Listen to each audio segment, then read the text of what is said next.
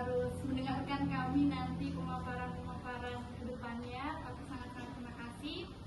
Sebelumnya, perkenalkan, mohon izin kami memperkenalkan diri. Kami dari mahasiswa farmasi dari Universitas Setiabudi Surakarta. Kalau teman-teman tahu, ya kami dari Surakarta, lumayan jauh gitu ya ke tempat ini. Dan mengapa kami ada di sini? Kami ada di sini sama-sama ingin belajar dengan teman-teman semuanya, mas-mas dan mbak-mbak dan adik-adik juga, belajar tentang penyakit dan juga penanganannya. Nah, di sini kami izin memaparkan nanti beberapa materi yang sudah kami siapkan juga sebagai mahasiswa yang berkuliah di kesehatan. Ya, kami tentunya memberikan informasi seputar kesehatan dan supaya pemaparan kami nanti bisa bermanfaat bagi teman-teman semuanya. Ya, kita sama-sama belajar, jadi santai aja gitu ya teman-teman, nggak perlu malu, nggak perlu tegang gitu ya, jadi nggak usah serius-serius amat gitu ya, kita nggak gigit kayak kita nggak gigit gitu ya, jadi santai aja ya teman-teman, mas-mas dan mbak-mbak. Jadi habis ini akan langsung ada pemaparan seputar kesehatan, ada 3 pemaparan, dan aku himbau juga dari awal kalau nanti teman-teman semua aktif gitu ya dalam pertanyaan atau ada yang bertanya gitu tentang apa yang sudah kami paparkan gitu ya, pasti mungkin ada yang bertanya gitu ya. Nah, kami akan memberikan juga apresiasi seperti itu buat teman-teman yang aktif bertanya gitu. Oke, jadi nggak usah malu-malu di sesi-sesi kali ini, jadi kita sama-sama belajar gitu ya, dua arah gitu ya, jadi dari kami juga, dari teman-teman juga. Nah, sebelumnya mungkin ngapunten mas-mas boleh maju supaya masuk di kamera, karena ini kami menjalankan program ini atau promosi kesehatan ini juga menjadi salah satu tugas gitu teman-teman, salah satu pemenuhan tugas kami ya di mata kuliah kami. Jadi perlu adanya laporan ke dosen seperti itu. Jadi sangat dimohon mungkin mas-mas boleh maju ke depan supaya bisa in frame. Boleh? Santai aja guys, santai. Nggak usah malu-malu. Ya boleh ya, sebentar aja. Oh ya. Ya sudah, tidak apa-apa ya. Ya sudah, tidak apa-apa. Jadi untuk menyingkat waktu, kami mohon izin beberapa menit, beberapa jam ke depan kami mohon izin untuk memberikan sedikit informasi dan sama-sama belajar dengan teman-teman semua. Sepakat? Sepakat. Oke. Ya, kami mau langsung saja masuk ke pemaparan. Assalamualaikum warahmatullahi wabarakatuh. Selamat pagi teman-teman semua. Masih semangat? Ini materi terakhir. Perkenalkan, saya Maria Fredia Sia Kasapoto, biasa dipanggil ya. Nama saya Maria Fredia.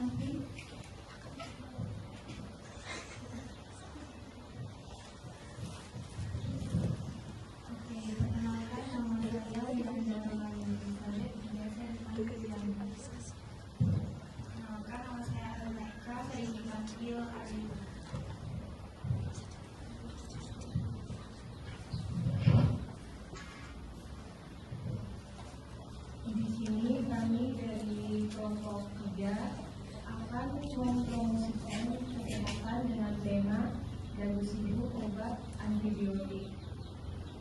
Sebelumnya saya mau bertanya, istilah dagu sibu apakah adik-adik sudah mengetahui sebelumnya atau baru pertama kali dengar? Baru pertama ya? Jadi dagu sibu itu singkatan dari dapatkan, menggunakan, simpan, dan buang.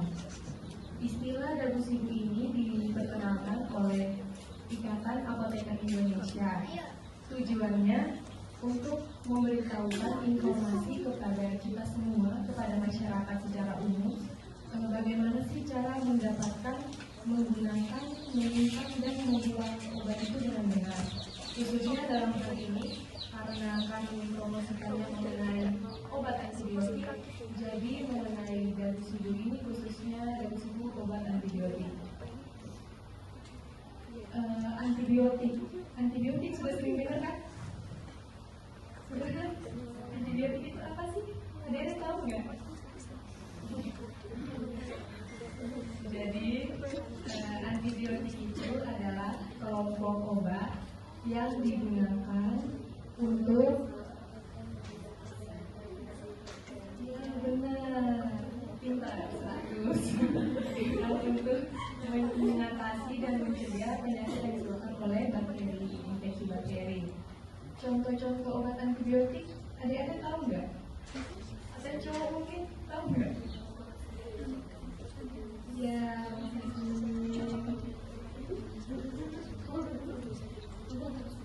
benar. Amoxicillin, ciprofloxacin, cetirizine dan lain sebagainya. Di bawah contoh obat antibiotik itu di sini ada proses dagu sibu. Yang pertama tentunya bagaimana kita mendapatkan obat dengan benar. Setelah mendapatkan obat dengan benar, tentunya kita menggunakan obat dengan benar.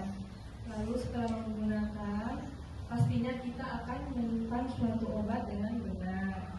Setelah menyimpan, jika sudah habis isinya, sudah habis obatnya, maka tentunya kita membuang obat dengan benar.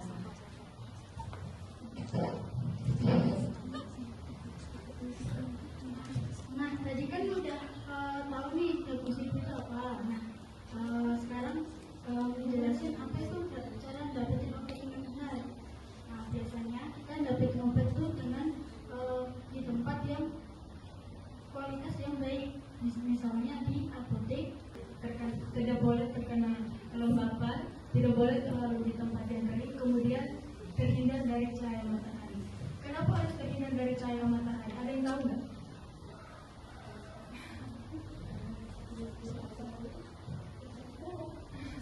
Oke, obat harus terhindar dari cahaya matahari itu biar efektivitasnya dan stabilitas obatnya itu tidak berubah.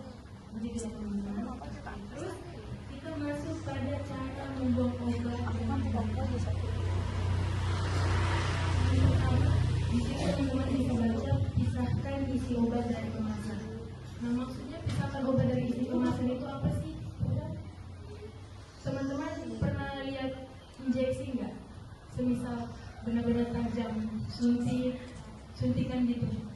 Nah itu sebenarnya di sini itu harus dibuang dengan benar ya teman-teman. Tidak boleh secara kayak langsung, oh aku langsung tempat sampah mana nih, aku mau buang, nggak boleh. Di situ harus dibuang di tempat yang khusus. Teman-teman bisa dapatkan tempat-tempat tersebut di tempat yang tadi kakak kita jelaskan, di instalasi farmasi, di apotek, di puskesmas. Baik, tadi pertanyaannya apa?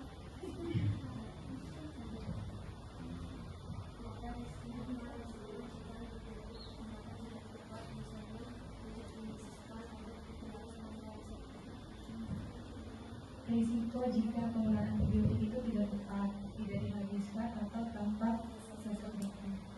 Resikonya itu bisa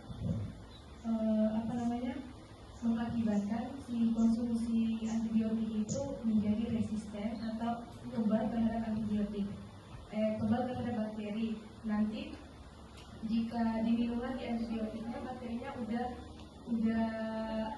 udah kuat gitu melawan obat tersebut.